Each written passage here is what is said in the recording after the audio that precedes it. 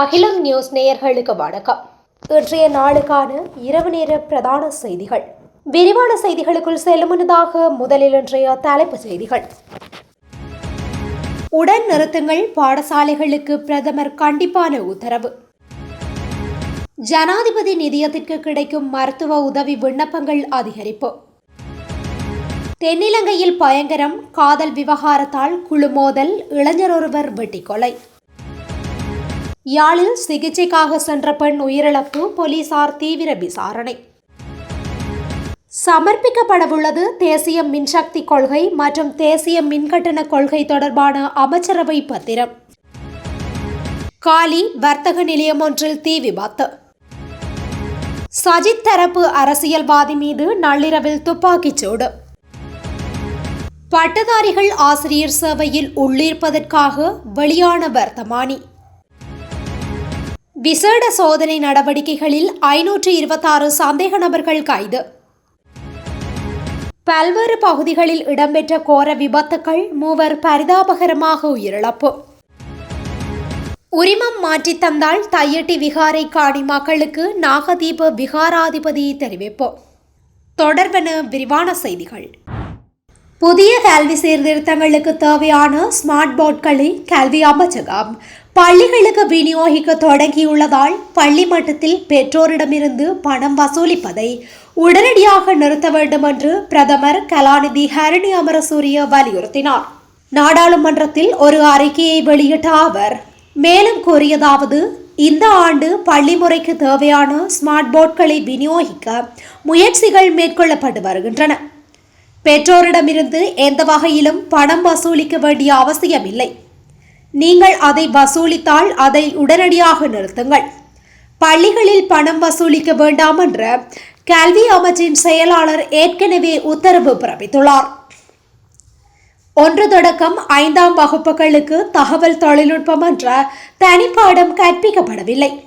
இருப்பினும் உலகளாவிய தொழில்நுட்ப உலகத்துடன் முன்னேற ஒவ்வொரு வயதினருக்கும் பொருத்தமான தொழில்நுட்ப புரிதலை வழங்க நிபுணர் ஆலோசனையின் அடிப்படையில் ஒரு உரையாடலை நாங்கள் தொடங்கியுள்ளோம். பாடத்திட்டங்களில் நாங்கள் அரசியல் முடிவுகளை எடுப்பதில்லை. அந்த முடிவுகள் குழந்தைகள் பாதுகாப்பு மற்றும் அந்த விஷயத்தில் நிபுணர்களின் ஆலோசனையின் அடிப்படையில் எடுக்கப்படுகின்றன என்று தெரிவித்துள்ளார். ஜனாதிபதி நிதியத்தின் சேவைகள் பிரதேச செயலகங்களுக்கு பரவலாக்கப்பட்டு டிஜிட்டல் மயமாக்கப்பட்டதன் ஊடாக ஓராண்டு காலத்திற்குள் மருத்துவ உதவிக்கான விண்ணப்பங்களின் எண்ணிக்கை 59% அதிகரித்துள்ளதாக தகவல் வெளியாகியுள்ளது. ஜனாதிபதி ஊடக பிரிவு வெளியிட்டுள்ள அறிக்கையில் இந்த விடயம் தெரிவிக்கப்பட்டுள்ளது. அந்த வகையில் 2025ஆம் ஆண்டில் ஜனாதிபதி நிதியத்திற்கு 5277 விண்ணப்பங்கள் கிடைத்துள்ளதுடன் கடந்த 2024ஆம் ஆண்டில் 3313 விண்ணப்பங்களும் 2023ஆம் ஆண்டில் 3456 விண்ணப்பங்களும் கிடைத்துள்ளன. இதன்படி 2024ஆம் ஆண்டை விட 2025ஆம் ஆண்டில் 1964 மேலதிக விண்ணப்பங்கள் கிடைத்துள்ளதாக சுட்டிக்காட்டப்பட்டுள்ளது. இந்த நிலையில் விண்ணப்பதாரர்களில் 70%க்கும் அதிகமானோருக்கு ஏற்கனவே மருத்துவ உதவிகள் வழங்கி முடிக்கப்பட்டுள்ளன. 2025ஆம் ஆண்டில் வடக்கு மாகாணத்தில் விண்ணப்பங்கள் சமர்ப்பித்தல் 253% அதிகரித்துள்ள அதே நேரத்தில் கிழக்கு மாகாணத்தில் 135%, மத்திய மாகாணத்தில் 116%, ஊவா மாகாணத்தில் 108% அதிகரித்துள்ளது. 47 வருடங்களாக கொழும்பிற்கு மாத்திரம் மட்டுப்படுத்தப்பட்டிருந்த ஜனாதிபதி நிதியத்தின் சேவைகளை நாடளாவிய ரீதியில் உள்ள அனைத்து பிரதேச செயலகங்கள் ஊடாகவும் பெற்றுக்கொள்ளும் நடைமுறை 2025 பிப்ரவரி 7ஆம் தேதி முதல் ஆரம்பிக்கப்பட்டது. இந்த வேலை திட்டத்தின் வெற்றியினை தொடர்ந்து ஏனைய சேவைகளும் பரவலாக்கப்பட்டுள்ளதாக ஜனாதிபதி ஊடக பிரிவு தெரிவித்துள்ளது. இதன்படி வறுமை ஒழிப்பு மானியங்கள், கல்வி புலமை பரிசில்கள், விசேட தேவையுடையோருக்கான உதவிகள், ஜானி தாக்குதலால் பாதிக்கப்பட்டவர்களுக்கான நிவாரணங்கள் மற்றும் அவசர அனர்த்த உதவிகள் உள்ளிட்ட அனைத்து சேவைகளுக்கும் பொதுமக்கள் இப்போது தமது பிரதேச செயலகங்கள் ஊடாக இணைய வழியில் விண்ணப்பிக்க முடியும் என குறிப்பிடப்பட்டுள்ளது. குழு மோதலில் இளைஞர் ஒருவர் கொடூரமாக வெட்டி படுகொலை செய்யப்பட்டுள்ளார். இந்த பயங்கர சம்பவம் கம்பஹா மாவட்டம் தொம்பே பிரதேசத்தில் நேற்று சனிக்கிழமை மாலை இடம்பெற்றுள்ளது. அந்த பிரதேசத்தை சேர்ந்த 26 வயதுடைய இளைஞரே படுகொலை செய்யப்பட்டுள்ளார். சம்பவத்துடன் தொடர்புடைய சந்தேக நபர்கள் தலைமறைவாகியுள்ளனர். அவர்களை கைது செய்ய போலீசார் மேலதிக விசாரணைகளை மேற்கொண்டு வருகின்றனர். காதல் விவகாரமே இந்த கொலைக்கான காரணம் என்ற போலீசாரின் ஆரம்பகட்ட விசாரணையில் தெரிய வந்துள்ளது. காதுகுத்து என யாழ்ப்பாணம் போதனா வைத்தியசாலையில் அனுமதிக்கப்பட்ட நபர் உயிரிழந்த நிலையில் வைத்தியர்களின் தவறால் உயிரிழப்பு சம்பவித்ததாக யாழ் போலீஸ் நிலையத்தில் முறைப்பாடு பதிவு செய்யப்பட்டுள்ளது. சூறாவத்தை சுன்னாகத்தை சேர்ந்த வீரசிங்கம் எனும் 68 வயதுடைய அம்பிகை பாகன் என்பவரே இவ்வாறு உயிரிழந்துள்ளார். சம்பவம் தொடர்பில் மேலும் தெரிய வருகையில் கடந்த 23ஆம் திகதி காதுகுத்து காரணமாக யாழ் போதனா வைத்தியசாலையில் கண், காது, தொண்டை சிகிச்சை பிரிவில் அனுமதிக்கப்பட்டுள்ளார். அதன் பின்னர் 41ஆம் விடுதிக்கு மாற்றப்பட்ட நிலையில் அங்கு வெள்ளிக்கிழமை உயிரிழந்துள்ளார். தந்தையின் மரணம் வைத்தியர்களின் தவறே என தெரிவித்து மகன் யாழ்ப்பாணம் போலீஸ் நிலையத்தில் முறையிட்டுள்ளார். இந்த மரணம் தொடர்பில் யாழ்ப்பாணம் போதனா வைத்தியசாலை திடீர் மரண விசாரணை அதிகாரி ஆண்டலா வின்சென்ட் டயான் விசாரணைகளை மேற்கொண்டு வருகின்றார். தேசிய மின்சக்தி கொள்கை மற்றும் தேசிய மின்கட்டண கொள்கை தொடர்பான அமைச்சரவை பத்திரம் நாளைய தினம் அமைச்சரவையில் சமர்ப்பிக்கப்படவுள்ளதாக தகவல்கள் தெரிவிக்கின்றன. இலங்கை மின்சார சபையை மறுசீரமைக்கும் திட்டம் 5 கட்டங்களின் கீழ் முன்னெடுக்கப்பட்டு வருவதுடன் அதில் 4 கட்டங்கள் தற்போது வெற்றிகரமாக நிறைவு செய்யப்பட்டுள்ளன. இதற்கமைய அடிப்படை கைமாற்றல் திட்டம், வருடாந்த மின் கொள்முதல் திட்டம், நீண்டகால மின் உற்பத்தி திட்டம் மற்றும் நீண்டகால மின் பரிமாற்ற அபிவிருத்தி திட்டம் ஆகிய கட்டங்கள் இவ்வாறு நிறைவு செய்யப்பட்டுள்ளதாக மின்சார சபை மறுசீரமைப்பு செயலணியின் தலைவர் புபுது நிரோஷன் அண்மையில் தெரிவித்தார். எவ்வாறாயினும் இதன் இறுதிக்கட்டமான தேசிய மின்சக்தி கொள்கை மற்றும் தேசிய மின்கட்டண கொள்கையை தயாரிக்கும் பணிகள் இடம்பெற்று வந்த நிலையில் அது நாளைய தினம் அமைச்சரவையில் சமர்ப்பிக்கப்படவுள்ளதாக தெரிவிக்கப்படுகின்றது. இந்த அமைச்சரவை பத்திரம் அங்கீகரிக்கப்பட்ட பின்னர் மின்சார சபையை தொடர்ந்து முன்னெடுத்து செல்வது தொடர்பான வர்த்தமானி அறிவித்தலை அமைச்சர் வெளியிடவுள்ளார். குறித்த வர்த்தமானி அறிவித்தல் வெளியிடப்பட்டதன் பின்னர் 1969ஆம் ஆண்டின் 17ஆம் இலக்க மின்சார சட்டம் ரத்து செய்யப்படும் எனவும் தெரிவிக்கப்படுகின்றது. காலி தெவட்ட சந்தி பகுதியில் அமைந்துள்ள பழைய இரும்பு சேகரிக்கும் கடை ஒன்றில் தீப்பரவல் ஏற்பட்டுள்ளது. தீயை கட்டுப்படுத்துவதற்காக 3 தீயணைப்பு வாகனங்கள் ஈடுபடுத்தப்பட்டுள்ளன. தீ விபத்து காரணமாக காலி மாத்தறை பிரதான வீதியில் கடும் வாகன நெரிசல் ஏற்பட்டுள்ளது.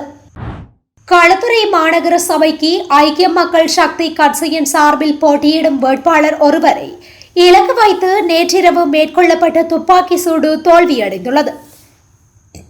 இச்சம்பவத்திற்கு முகம் கொடுத்தவர் களுத்துறை மாநகர சபைக்கு ஐக்கிய மக்கள் சக்தி சார்பில் போட்டியிடும் பந்துல பிரசன்ன என்பவர் ஆவார். இவரை இலக்கு வைத்து 9 மாதங்களுக்கு முன்னரும் துப்பாக்கி சூட்டு தாக்குதல் ஒன்று நடத்தப்பட்டதாகவும் அதுவும் தோல்வியடைந்ததாகவும் குறிப்பிடப்படுகின்றது. துப்பாக்கி சூடு நடத்தப்பட்ட இடத்தில் மேற்கொள்ளப்பட்ட சோதனைகளின் போது பிஸ்டல்களுக்கு பயன்படுத்தப்படும் உயிருள்ள தோட்டா ஒன்றும் கைபேசி ஒன்றும் மீட்கப்பட்டுள்ளதாக போலீசார் தெரிவித்தனர். பட்டதாரிகள் ஆசிரியர் சேவையில் உள்ளிருப்பதற்கான வெளியிடப்பட்ட வர்த்தமானியில் கிழக்கு மாகாணம் புறக்கணிக்கப்பட்டுள்ளதாக மட்டக்களப்பு மாவட்ட வேலையற்ற பட்டதாரிகள் சங்கம் தெரிவித்துள்ளது. தமக்கான நியமனங்களை உறுதிப்படுத்தி அரசாங்கம் நடவடிக்கை எடுக்க வேண்டும் எனவும் இதன்போது கோரிக்கைகள் முன்வைக்கப்பட்டுள்ளன. இன்று மட்டு ஊடக அமையத்தில் நடைபெற்ற ஊடகவியலாளர் சந்திப்பின் போதே இவ்வாறு தெரிவிக்கப்பட்டுள்ளது. இதன்போது கருத்து தெரிவித்த சங்க உறுப்பினர்கள் மட்டக்களப்பு மாவட்ட வேலையில்லா பட்டதாரிகள் என்று சொல்வதை விட ஏமாற்றப்பட்டவர்கள் என்றே சொல்ல வேண்டும். நாங்கள் அரசாங்கத்திற்கு எதிரானவர்கள் அல்ல, எமது உரிமைகளுக்காக போராடுகின்றவர்கள். அந்த வகையில் இந்த ஆண்டில் அரசாங்கத்தினால் ஆசிரியர் சேவைக்கு ஆட்சேர்ப்பு செய்வதற்கான சுற்று நிருபம் வெளியிடப்பட்டுள்ளது. இலங்கையில் அனைத்து மாகாணத்தையும் எடுத்து நோக்கும் போது கிழக்கு மாகாணம் மாத்திரம் முற்றாக புறக்கணிக்கப்பட்டிருப்பதை அவதானிக்கக்கூடியதாக இருக்கின்றது. அரசாங்கம் கிழக்கு மாகாணத்தில் அதிகளவிலான ஆசிரியர்களை ஆட்சேர்ப்பு செய்வதாக கூறி அதிகளவான விளம்பரங்களை விடப்பட்டாலும் உண்மை நிலவரம் இந்த அறிக்கையை பார்க்கும் போதே தெரிய வந்துள்ளது. மட்டக்களப்பு மாவட்ட வேலையில்லா பட்டதாரிகள் கடந்த 6 வருடங்களுக்கும் மேலாக எதுவித போட்டி பரீட்சைகளுக்கும் உள்வாங்கப்படாமல் இருக்கின்றார்கள். நாங்கள் விசேட சலுகைகள் எதுவும் கேட்கவில்லை, போட்டி பரீட்சைகளுக்கான வாய்ப்புகளையே தருமாறு கேட்கின்றோம் என்று தெரிவித்துள்ளனர். நாடளாவிய ரீதியில் முன்னெடுக்கப்படும் விசேட சோதனை நடவடிக்கைகளில் 526 சந்தேக நபர்கள் கைது செய்யப்பட்டுள்ளதாக போலீசார் தெரிவித்துள்ளனர். நேற்று 36,840 பேர் சோதனைக்கு உட்படுத்தப்பட்ட போதே குறித்த சந்தேக நபர்கள் கைது செய்யப்பட்டுள்ளனர்.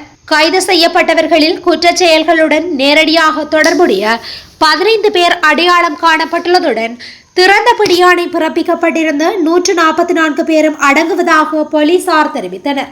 மேலும் இந்த சோதனை நடவடிக்கையில் மதுபோதையில் வாகனத்தை செலுத்திய குற்றச்சாட்டில் 430 பேரும், கவனக்குறைவாக வாகனத்தை செலுத்திய குற்றச்சாட்டில் 124 பேரும் போலீசாரால் கைது செய்யப்பட்டுள்ளனர். அத்துடன் ஏனைய போக்குவரத்து விதிமீறல்கள் தொடர்பாக 6009 பேருக்கு எதிராக சட்ட நடவடிக்கை எடுக்கப்பட்டுள்ளதாகவும் போலீசார் குறிப்பிட்டுள்ளனர். நாட்டின் பல பகுதிகளில் இடம்பெற்ற விபத்துகளில் சிக்கி 2 பெண்கள் மற்றும் இளைஞர் ஒருவர் உயிரிழந்துள்ளதாக காவல்துறையினர் தெரிவித்துள்ளனர். அதன்படி கண்டி யாழ்ப்பாணம் A9 வீதியில் ஹெக்கிராவ வைத்தியசாலைக்கு அருகில் இடம்பெற்ற விபத்தில் 65 வயதுடைய பெண் ஒருவர் உயிரிழந்துள்ளார். மரதங்கடவல நோக்கி பயணித்த லொரியொன்று வீதியை கடந்த குறித்த பாதசாரி பெண் மீது மோதியதில் இந்த விபத்து சம்பவித்துள்ளது. விபத்தில் காயமடைந்த பெண் கெக்கிராவ வைத்தியசாலையில் அனுமதிக்கப்பட்டு மேலதிக சிகிச்சைக்காக அனுராதபுர வைத்தியசாலைக்கு மாற்றப்பட்ட பின்னர் உயிரிழந்துள்ளார். சம்பவம் தொடர்பில் லொரியின் சாரதி கைது செய்யப்பட்டுள்ளதுடன் ஹெக்கிராவ காவல்துறையினர் மேலதிக விசாரணைகளை மேற்கொண்டு வருகின்றனர். அம்பாறை சியம்பலாண்டுவ வீதியில் மினிமெரு சந்திக்கு அருகில் சியம்பலாண்டுவ நோக்கி மரக்கரை ஏற்றி சென்ற லொரியொன்றும் எதிரே வந்த முச்சக்கர வண்டியொன்றும் நேருக்கு நேர் மோதியதில் மற்றொரு விபத்து சம்பவித்துள்ளது. இவ்விபத்தில் முச்சக்கர வண்டியின் சாரதி 2 பெண்கள் மற்றும் ஆணொருவர் காயமடைந்து அம்பாறை வைத்தியசாலையில் அனுமதிக்கப்பட்ட பின்னர் அதில் பெண்ணொருவர் உயிரிழந்துள்ளார். டல்கஸ்பிட்டிய ஹபலன்காவ பிரதேசத்தை சேர்ந்த 73 வயதுடைய பெண்ணொருவரே இவ்வாறு உயிரிழந்துள்ளார். விபத்து தொடர்பில் லொரி சாரதி மற்றும் முச்சக்கர வண்டி சாரதி ஆகியோர் கைது செய்யப்பட்டுள்ளதுடன் ரக்கஹாமம் காவல்துறையினர் விசாரணைகளை மேற்கொண்டு வருகின்றனர். காலி கொழும்பு பிரதான வீதியில் ரன்தொம்பே பகுதியில் இடம்பெற்ற விபத்தில் இளைஞர் ஒருவர் உயிரிழந்துள்ளார்.